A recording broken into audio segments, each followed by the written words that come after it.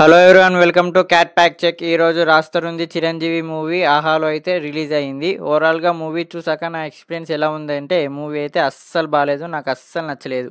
Story గురించి మాట్లాడితే, హీరోకి ఒక యాక్సిడెంట్స్ తర్వాత పవర్ అయితే వస్తుంది. ఏం పవర్ అంటే, ఆ పవర్ తోటి ఎవరు ఎన్ని రోజులు బతుకుతారు అండ్ ఎంత తొందరగా చనిపోతారు అని చూడగలుగుతారు. సో ఆ పవర్స్ వచ్చాక ఏం జరిగింది అనేది స్టోరీ.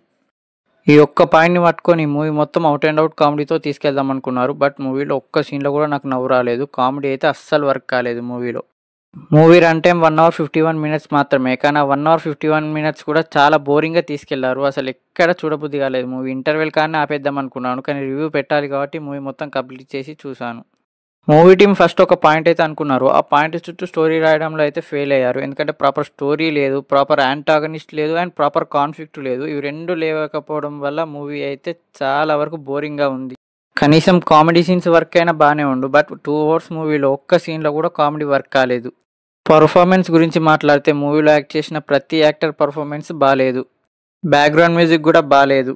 అలాగే మూవీ ఎండింగ్‌లో లాస్ట్ 30 మినిట్స్ ఎమోషన్ లాంటిది ఏదో ట్రై చేశారు. అక్కడ ఎమోషన్ కూడా వర్క్ కాలేదు. కనీసం కామెడీ వర్క్ కాలేదు. ఎమోషన్ వర్క్ అయినా బాగుంటు అని అనుకుంటే ఆ ఎమోషన్ కూడా అస్సలు వర్క్ కాలేదు. మూవీ చూస్తున్నంత సేపు ఎక్కడ మూవీ చూస్తున్న ఫీలింగ్ అయితే రాలేదు. చాలా సార్లు ఒక సీరియల్ చూస్తున్న ఫీలింగ్ అయితే వచ్చింది. డైరెక్టర్ అభినయ కృష్ణ డైరెక్షన్ అయితే బాలేదు. చాలా సీన్స్‌లలో తన జబర్దస్త్ కామెడీయే పెట్టాడు. బట్ అది షో వరకు ఓకే కానీ మూవీలో అయితే వర్క్ కాలేదు. రాజ్ తరుణ్ గారి గురించి మాట్లాడితే చాలా రోజులైంది మీరు హిట్ కొట్టి. మీ ఈ రీసెంట్ ఫిలిమ్స్ అన్నీ అయితే ఎంత పెద్ద ఫ్లాప్ అయ్యాయో అందరికీ తెలుసు. సో ఫ్యూచర్ ఫిలిం అయినా మంచి ఫిలిం తోటి కంబ్యాక్ ఇవ్వండి. ఈ మూవీకి నేను ఇస్తున్న రేటింగ్ 0/5. నా వీడియో కనుక నచ్చినట్టయితే నా ఛానల్ని ప్లీజ్ లైక్ చేయండి, షేర్ చేయండి అండ్ సబ్స్క్రైబ్ చేయండి.